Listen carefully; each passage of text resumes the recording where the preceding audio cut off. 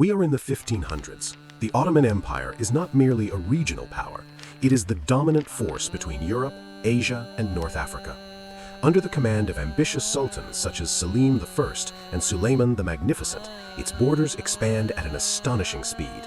Constantinople, now Istanbul, has become the beating heart of a world being reorganized. This is not just a sequence of battles, it is a rupture in the balance of entire continents. Trade routes shift, Christian kingdoms feel constant pressure, the Mediterranean ceases to be a European lake and becomes territory contested inch by inch. Ottoman expansion reshapes alliances, beliefs, and the political map of the known world itself. But contrary to what many imagine, this is not a decaying empire born of chaos. At the beginning of the 16th century, the Ottoman world is at its peak. Its cities are vibrant, markets overflow with spices, silks, precious metals. Artisans work in oil-lit workshops producing carpets, weapons, and ceramics of remarkable delicacy.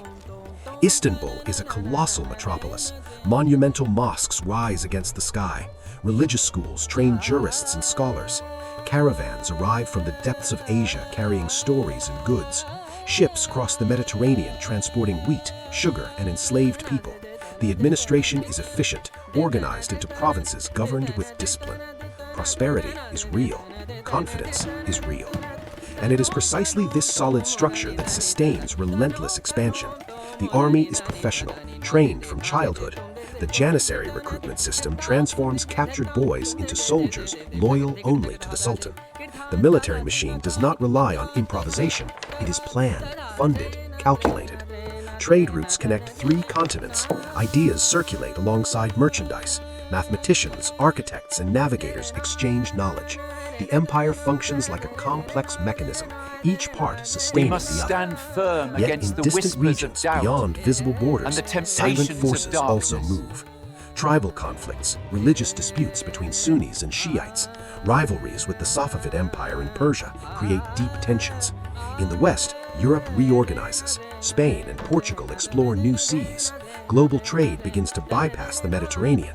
The threat does not come Our only from Lord, swords. It send comes from down to invisible us a shifts in the table flow from of the wealth sky, and power. that it may be Points a of contact festival for intensify us. along the Hungarian frontier, in the waters of the Mediterranean, in the deserts of the Middle East.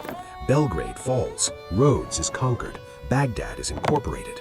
Each captured city opens the door to new campaigns. Each victory increases the empire's confidence and its neighbors' fear.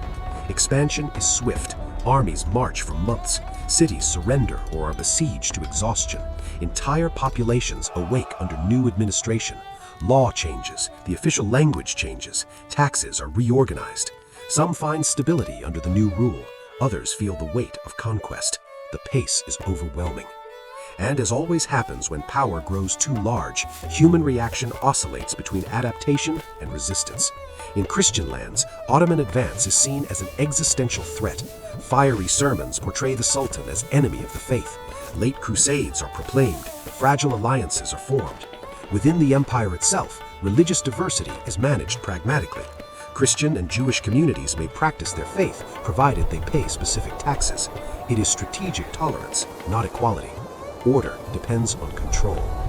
Not everyone understands the forces at play. Many attribute victories and defeats solely to divine will. Epidemics are seen as punishment, droughts as signs from heaven. Science exists, but it coexists with superstition. Political decisions are made between rational calculations and mystical omens. Over time, continuous campaigns begin to demand a price. Maintaining distant armies requires immense resources. Local governors accumulate power. Corruption infiltrates. The system that once operated with precision begins to show discrete cracks. Human bonds also transform. Conquered peoples learn to live under a new banner, yet memory of former sovereignty remains. Sporadic rebellions erupt. Minorities face pressure when tensions rise. In moments of crisis, there is always a search for internal scapegoats. Desperation can generate radicalization. Religious conflicts intensify in certain regions. Rivalries between court factions threaten stability. Fear of the other, the different, becomes a political tool. And while great centers shine with golden domes, the countryside feels silent consequences. Peasants supply grain to sustain distant campaigns. Young men are recruited. Villages grow emptier. Harvests fail when men leave for war. Nature does not understand empires. It follows its own rhythm. Harsh winters, dry summers, agricultural plagues strike both victors and vanquished. In peripheral regions, the burden of tribute and war leave deep marks. The grandeur of the capital contrasts with the hardness of rural life. Then, gradually, the advance slows, not because of definitive defeat, but because of exhaustion. Too many fronts, more organized enemies, new maritime powers diverting trade routes toward the Atlantic. The center of the world begins to shift. The Ottoman Empire does not fall in the 1500s. On the contrary, it remains formidable. But the rhythm of expansion is no longer infinite. The surrounding world learns, adapts, reacts.